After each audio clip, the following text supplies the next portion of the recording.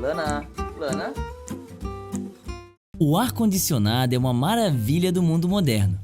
Já salvaram incontáveis vidas durante ondas de calor, resfriaram servidores gigantes que essencialmente tornaram a internet possível e, de forma geral, deixaram a vida em lugares quentes um pouco mais confortável. Mas manter o clima dentro de casa frio significa, ironicamente, esquentar o clima do lado de fora.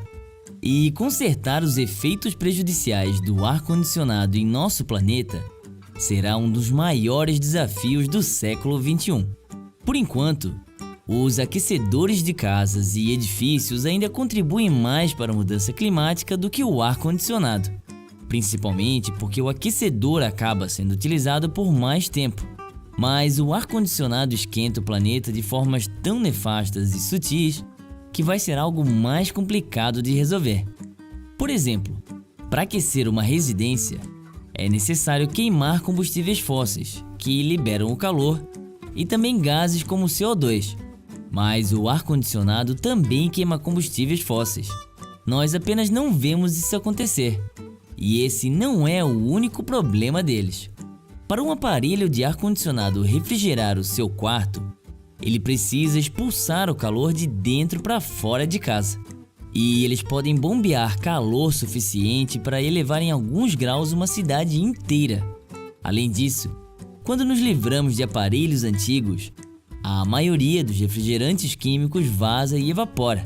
E mesmo que seja apenas uma pequena quantidade, esses refrigerantes são milhares de vezes mais poderosos e causadores de efeito estufa do que o CO2, aquecendo até 60% a mais do que já o faz com a mera execução dos aparelhos de ar-condicionado. Então, à medida que a Terra esquenta, nós usamos mais ar-condicionado, o que aquece ainda mais a Terra, criando um ciclo vicioso que só vai piorar com o tempo, já que com os países em desenvolvimento ficando mais ricos, mais pessoas têm acesso a aparelhos de ar-condicionado. Em comparação com os dias atuais, nós vamos usar 4 vezes mais aparelhos de ar-condicionado no ano de 2050. E em algum momento no futuro, usaremos mais energia para esfriar o ar do que para aquecê-lo. Para evitar o imenso impacto global que isso terá, precisaremos utilizar aparelhos mais eficientes e gerar eletricidade de uma forma que não libere calor ou CO2. Quando nos livrarmos dos antigos aparelhos de ar-condicionado, precisamos reciclar ou destruir seus fluidos refrigerantes em vez de deixá-los vazar por aí, além de passar a utilizar refrigerantes que, mesmo se vazarem, não causarão um efeito estufa. Também teremos que descobrir como usar menos o ar-condicionado, seja utilizando ventiladores até ficar quente demais para aguentar, ou construindo edifícios que sejam naturalmente mais frios. Prédios com telhados brancos que refletem o calor, prédios com telhados verdes que refletem, isolam e evaporam, prédios com janelas em lados opostos para que o ar possa fluir facilmente, criando uma brisa natural, e prédios com materiais na parede que podem absorver o calor sem deixá-lo entrar durante o dia, mantendo as pessoas frescas e então liberando-os durante a noite, quando é naturalmente frio. E vamos precisar ir ainda mais longe, redesenhando nossas cidades para incluir mais espaços verdes, com árvores que possam fazer sombra, misturar o ar quente com o frio e causar a evaporação. Ou podemos não fazer nada e acabar entrando numa fria. O início desse vídeo deve ter sido inesperado para você, assim como descobrir que o frio do ar-condicionado na verdade aquece o planeta. Isso é uma coisa que o ser humano faz por padrão. Somos mestres em consequências não intencionais. Mas toda ação tem uma reação. Sobrevivente de um incêndio em 1871 na cidade de Pasco, Wisconsin, que destruiu 1,5 milhões de hectares de floresta e matou 1.500 pessoas, afirmaram ter visto uma parede de fogo de 8 km de largura que viajava a 140 km por hora e chegou a jogar trens para o alto. 4 décadas depois, um incêndio ainda maior correu pelas montanhas rochosas, queimando uma área do tamanho de Connecticut. Esses incêndios florestais épicos e outros não tão grandes, mas igualmente perigosos, colaboraram com a expansão do Serviço Florestal norte-americano e a criação de regras que não apenas previnem incêndios florestais, como define que nenhum deve continuar aceso após as 10 horas da manhã do dia seguinte. Por um tempo, essa política pareceu funcionar. O número anual de incêndios e a área queimada caiu entre 1920 e 1970. Mas menos incêndios acabaram resultando em florestas mais densas e inflamáveis, cheias de pequenos arbustos e restos de árvores mortas. Então, apesar do declínio no número de incêndios florestais desde 1970, a queimada hoje é mais quente, rápida e maior do que costumava ser, e a área total queimada por ano nos Estados Unidos mais do que dobrou.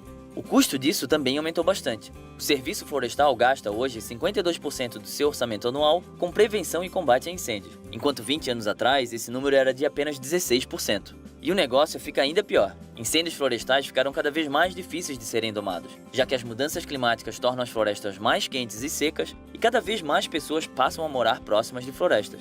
A boa notícia é que podemos prevenir que futuros incêndios fiquem maiores, dando uma reduzida no combustível dele hoje.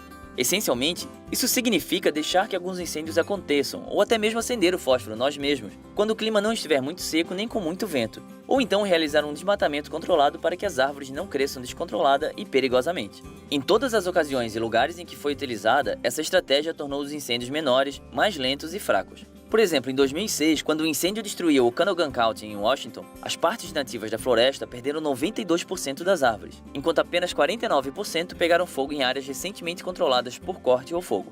E em 2002, pedaços de terra recentemente queimadas foi o que parou um incêndio nas florestas de pinheiro do Arizona. Esses e outros casos levaram os responsáveis a prescrever que essa queima controlada seja realizada nas florestas ocidentais dos Estados Unidos, mas nem todas seguem essa recomendação. Isso acontece porque o Serviço Florestal pode propor essas ações nas terras em que cuida, porém dependem do Congresso para mandar dinheiro. E, por enquanto, o Congresso manda a maior parte do dinheiro para as medidas de emergência ao invés das preventivas. Além disso, os custos de emergência continuam a subir, enquanto o orçamento do Serviço Florestal não. Então a administração frequentemente precisa usar o já escasso dinheiro dos serviços de prevenção para combater os incêndios que acontecem, aumentando o risco de que os próximos incêndios sejam mais caros, mortais e desastrosos. Então, apesar de parecer estranho queimar parte das florestas para evitar incêndios maiores, é hora dos políticos entenderem que quem não brinca com fogo também se queima. E não foram apenas incêndios florestais que deixamos pior. O ser humano é especialista em espalhar pragas pelo planeta. Enquanto novas ameaças à saúde ganham destaque nos jornais, a malária, uma doença provocada por parasitas que destroem nossos glóbulos e é transmitida por mosquitos, continua alta no ranking das doenças mais mortais e infecciosas. Mas antes de colocarmos a culpa na malária, vale notar que nós, humanos, tornamos esse parasita o assassino que ele é hoje. Não que a gente tenha inventado a malária, ela evoluiu muito antes de nós, na África subsaariana, provavelmente de algas subaquáticas que de alguma maneira começaram a viajar de carona com mosquitos até encontrar alguns animais e começou a se alimentar do fígado e células sanguíneas destes. Eventualmente, por volta de 500 mil de anos atrás, ela acabou descobrindo os seres humanos. Mas as formas primitivas da malária nos humanos não eram tão mortais assim. Já que a população humana era tão dispersa e pequena, qualquer variação mortal da malária teria rapidamente ficado isolada e teria desaparecido. Em vez disso, os parasitas mais antigos causavam leves danos aos seus hospedeiros viajantes, permitindo viajar de grupo em grupo por anos. Mas então os humanos inventaram a agricultura, que veio a ser uma grande mudança para a malária, por dois motivos. Primeiro, ao limpar florestas para o plantio, tivemos um aumento no número de poças de água, também conhecidas como motel de mosquitos. Segundo, essa nova fonte estável de alimentos resultou em maiores e mais densas populações. Entra então na jogada o Plasmodium falciparum, um novo e pior tipo de malária que pulou de gorilas para humanos e consegue viajar tranquilamente através dos diversos tipos de mosquitos que nós acidentalmente cultivamos. E apesar de ser muito mais mortal do que seus antecessores, o falciparum nunca desapareceu, já que o crescimento constante da sociedade humana fez com que eles nunca ficassem sem vítimas. Eventualmente ele se espalhou pelas densas populações ao redor do mundo, e hoje esse protozoário parasita ainda mata 500 mil de pessoas todo ano. Valeu, agricultura! Agricultura, trazendo melhores alimentos, mosquitos famintos e uma malária mais mortal desde 3000 a.C. Data exata incerta. Chegada na África entre 8 e 2000 a.C. Fale com um paleontologista para mais detalhes. O Minuto da Terra tá cheio de vídeos sobre o fim do mundo. Mas às vezes um vídeo bomba, no bom sentido. Um apocalipse nuclear não seria nada legal. Por isso, nos anos 90, a maioria dos governos do mundo assinaram um acordo para tornar ilegal testes com armas nucleares. Para garantir que os países cumprissem com o combinado, eles montaram uma rede global de sensores para captar as ondas de baixa frequência que explosões nucleares propagam por longas distâncias. Com algumas notáveis exceções, a maioria dos países ainda adota essas regras. Então, testes nucleares são bem raros. E essa rede, na maioria das vezes, capta sinais de outras origens, como vulcões, explosões de foguetes, motores de navios e até vibrações de icebergs. Barulhos como esses acabam se tornando uma dor de cabeça para as pessoas responsáveis por buscar explosões nucleares, mas são ótimos para vários outros interessados, que podem acessar essas informações, quando permitidos.